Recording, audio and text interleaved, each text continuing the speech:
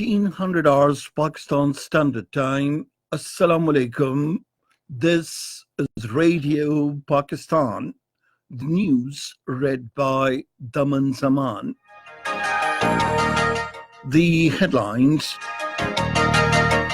The National Assembly today unanimously passed a resolution on the eve of the Kashmir Solidarity Day expressing unflinching support to the Kashmiri people in their just struggle for their inalienable right to self-determination.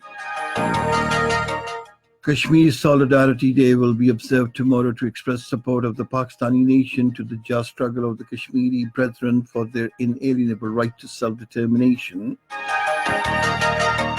China has reiterated its stance on the Kashmir issue ahead of the Kashmir Solidarity Day and called for the settlement of the lingering issue in accordance with the United Nations Charter.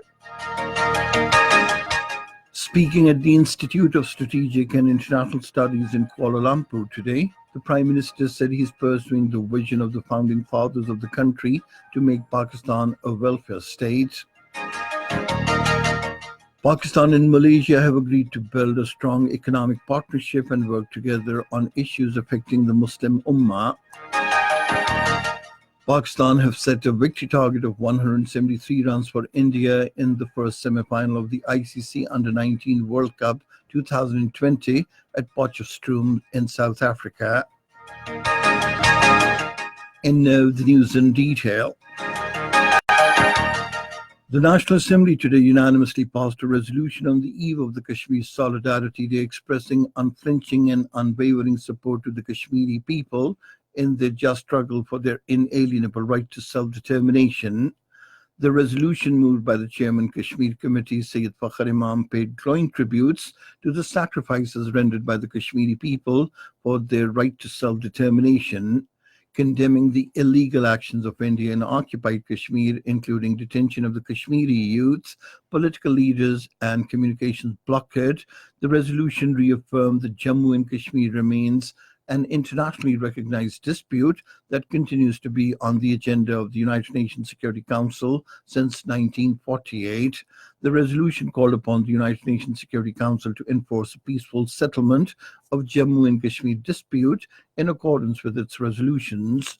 The resolution demanded India to immediately reverse its illegal actions of 5th August and 31st October, repeal the draconian laws, withdraw its occupation forces, and immediately lift the lockdown in the valley. The resolution endorsed the call made by the United Nations High Commissioner to the Human Rights Council for a comprehensive international investigation into human rights violations in occupied Kashmir. The resolution also called upon the Organization of Islamic Cooperation to immediately convene an OIC Special Summit on Kashmir.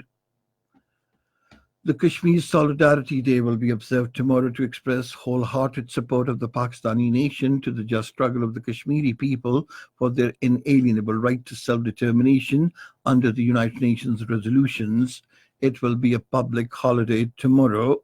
This time the day is being observed after India revoked the special status of occupied Kashmir in August last year, in total breach of all international laws, and since then the entire population of the held territory has been under a lockdown.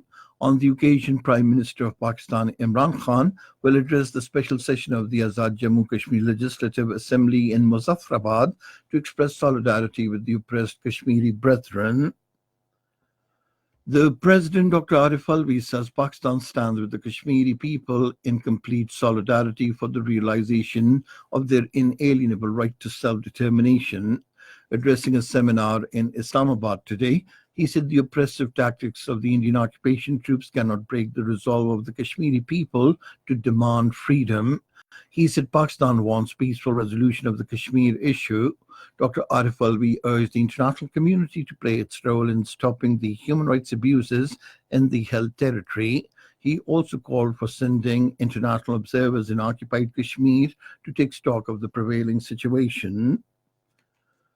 The Chairman Parliamentary Committee on Kashmir, Syed Fakhr Imam, has said new generation must be aware of the sacrifices rendered by the people of occupied Kashmir. Addressing an event in Islamabad, he said India has converted the entire occupied valley into the biggest jail. He said the people of Kashmir are victims of Indian state terrorism and they have been deprived of the basic necessities like education, health, and internet. China has reiterated its stance on the Kashmir issue ahead of the Kashmir Solidarity Day and called for the settlement of the lingering issue properly and peacefully in accordance with the United Nations Charter, relevant Security Council resolutions, and bilateral agreements. The Chinese Foreign Ministry spokesperson Hua Chunying, in an online briefing in Beijing today, said China's position on the issue of Kashmir is consistent and clear.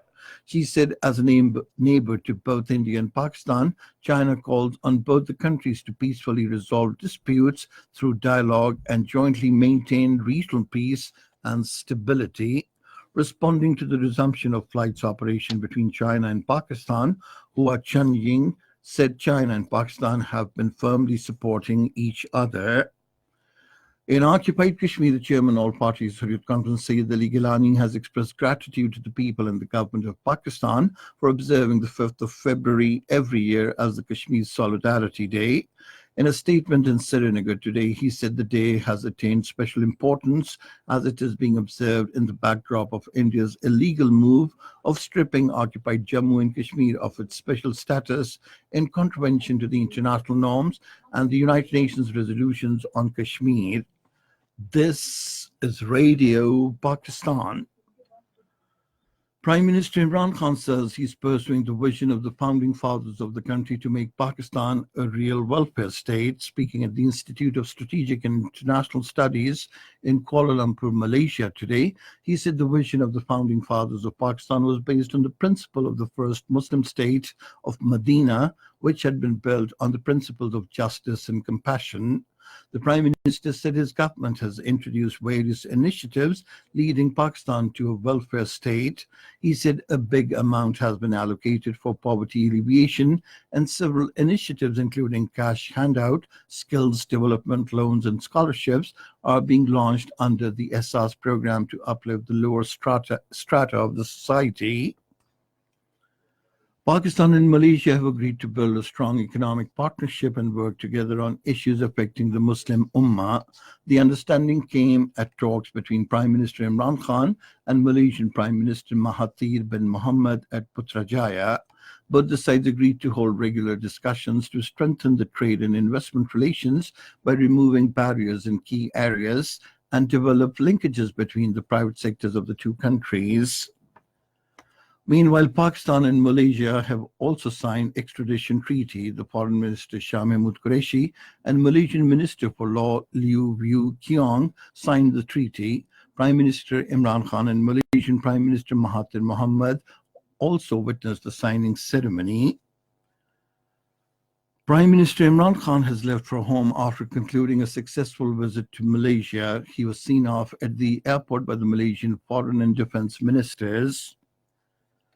The Minister for Power, Umar Ayub Khan, says Power Division is finalizing integrated generation expansion plan for the national grid, which will regulate future energy demand and supply with most affordable and feasible power projects.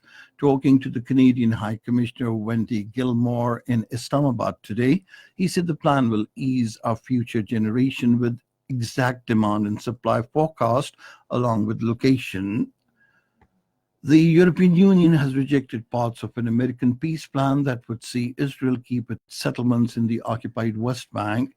European Union diplomat Joseph Borrell, in a statement in Brussels, said President Donald Trump's proposal broke with internationally agreed parameters. He also warned that steps towards annexation, if implemented, could not pass unchallenged.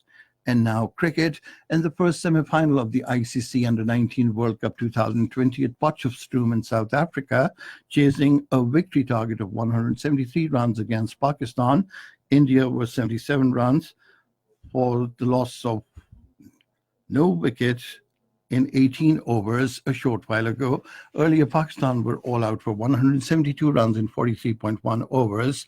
For Pakistan, captain Rohail Nazir made 62, while Haider Ali scored 56 runs. And finally, the weather. Cloudy weather is expected in most parts of the country during the next 12 hours. However, rain snowfall over hills is expected in Khyber Pakhtunkhwa, Gilgit-Baltistan, Kashmir, and Islamabad. And that is the end of this news bulletin. For more news and analyses, log on to our website, radio.gov.pk, and you can also watch live video streaming of our bulletins on the link facebook.com/Radio Pakistan News Official.